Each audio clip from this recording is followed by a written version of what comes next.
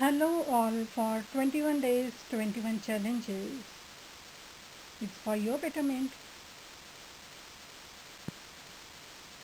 Dr. Rajlakshmi Naik here on day 10 of our challenge program. Today's challenge is to read and write one inspirational quote per day. Inspirational quotes trigger something in us when we read it. When it resonates, it encourages or makes us creative. These are actually the thoughts of very wise people. Quotes are very short, hence we can easily memorize them. It always have big hidden ideas. Quotes guide us and shows us a good path. If we read and write a quote per day, we get ample knowledge of it and we can use it as triggers for self and others.